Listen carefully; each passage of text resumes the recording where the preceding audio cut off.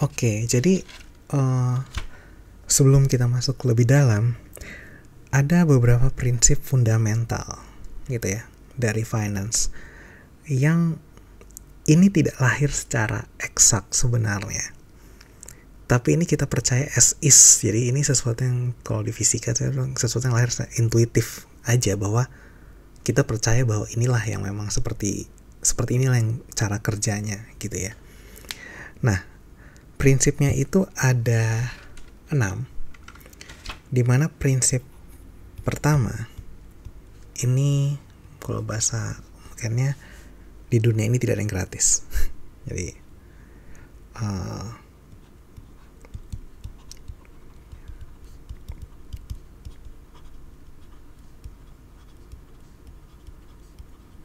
ya ini mungkin prinsip pertama langsung paling ekstrim gitu ya, kesannya nggak ada yang mau membagikan sesuatu dengan gratis. Jadi gini, maksudnya di sini dia tidak ada yang gratis atau there's no such thing as free lunch. Tidak mungkin kita bisa systematically, jadi secara sistematis kita dapat sesuatu terus menerus, free income terus menerus ya, secara sistematis, tanpa ada risiko, tanpa ada cost, tanpa ada apapun sama sekali gitu ya. Kita mungkin lucky sometimes ya kan, lucky sometimes, tapi di sini yang maksudnya kita bicara tidak ada yang gratis itu, kita tidak ada yang secara sistematis seseorang itu akan dapat ya income free tanpa melakukan apa-apa gitu, impossible. Kenapa? Ya ini sebenarnya prinsip pertama, ini prinsip yang lahir dari satu hal ya, prinsip ekonomi. Jadi lahir dari resource gitu kan, sumber daya are limited gitu kan. Tanah itu terbatas, komoditas terbatas. Anda mau suruh pemerintah cetak uang banyak-banyak, yang ada terjadinya inflasi gitu ya. Oke. Misalnya Anda bilang, lo ada kok orang yang super kaya, dia cukup taruh deposito sehingga dia makan aja duit dari deposito banyak. Nah itu sebenarnya cost-nya dia. Jadi cost-nya dia itu adalah depositonya, itu kan sesuatu yang tidak bisa dia pakai secara langsung gitu ya. Jadi tetap akan ada effort, tetap akan ada effort di situ. Jadi dia itu tidak bisa dikatakan dia dapatkan secara free. Dan masih banyak resiko lain lagi, resiko nilai tukar, resiko suku bunga dan lain sebagainya. Nah, prinsip kedua ya, dengan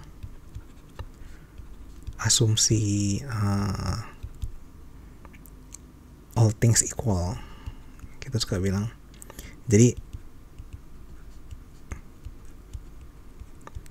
ini biasa istilah di mana kita membandingkan sesuatu tapi faktor lainnya itu dianggap sama. Jadi kita beneran terfokus di hanya membandingkan dua hal tertentu aja gitu. Dengan asumsi all things equal,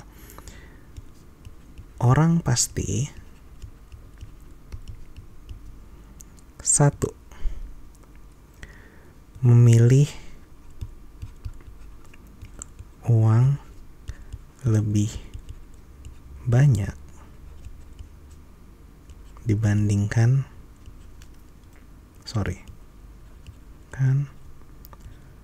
lebih sedikit. Ya, orang pasti memilih uang lebih banyak dibandingkan lebih sedikit gitu. Kedua, memilih dapat uang sekarang dibanding nanti, ya kan? Dalam artian orang kalau misalnya 100 ribunya mau sekarang apa nanti bulan depan, orang pasti milihnya sekarang gitu. Karena kalau sekarang dia bisa spend, dia bisa beli barang, dia bisa invest dan lain sebagainya. Dan memilih risiko lebih rendah. Walau di sini dalam artian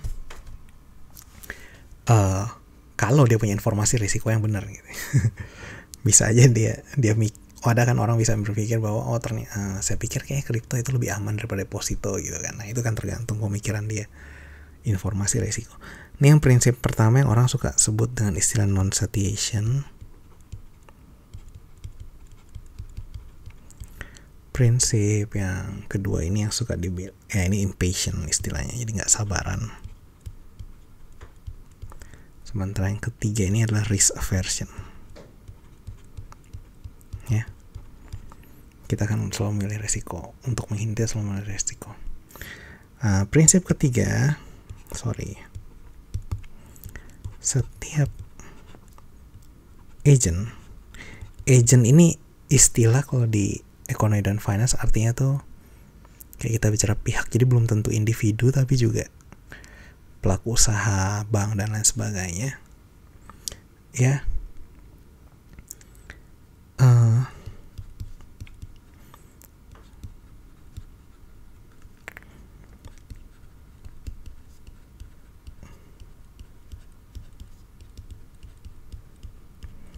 Dalam istilahnya egois. Jadi dia berusaha memaksimalkan kepentingannya sendiri gitu ya.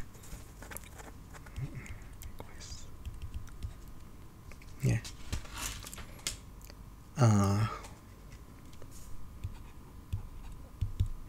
Prinsip keempat, ya kan?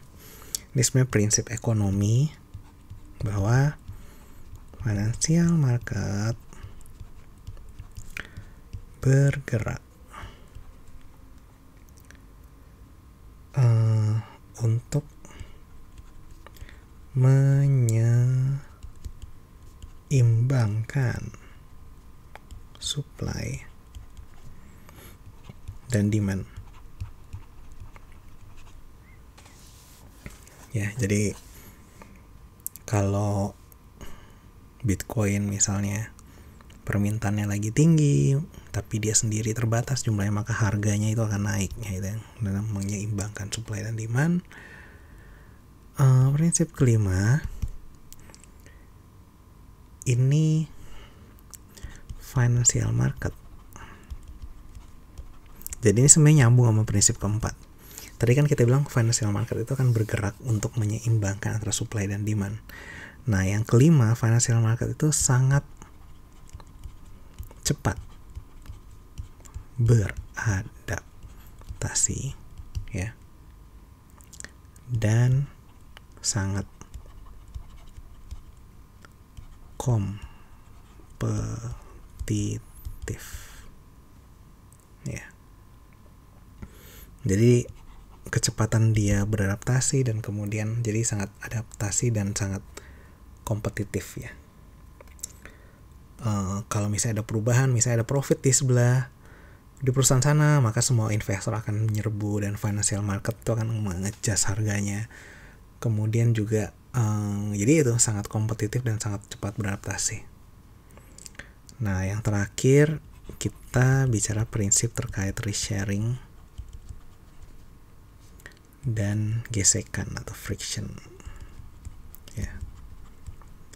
Risk sharing dan friction ini sesuatu yang nanti akan kita bahas lebih dalam. Tapi kita bilang nih, risk sharing dan friction ini adalah seperti mother of financial exploitation. Jadi yang melahirkan financial innovation.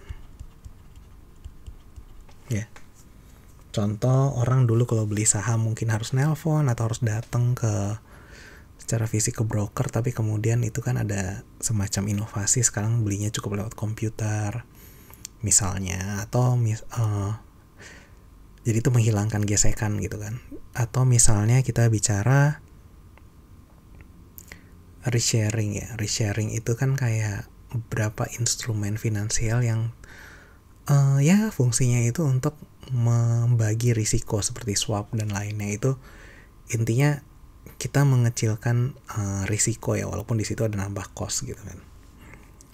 Oke, jadi ini adalah 1, 2, 3, 4, 5, 6 prinsip fundamental dalam finance yang perlu kita ingat gitu ya, nanti pada saat kita bicara soal bagaimana kita menilai suatu aset.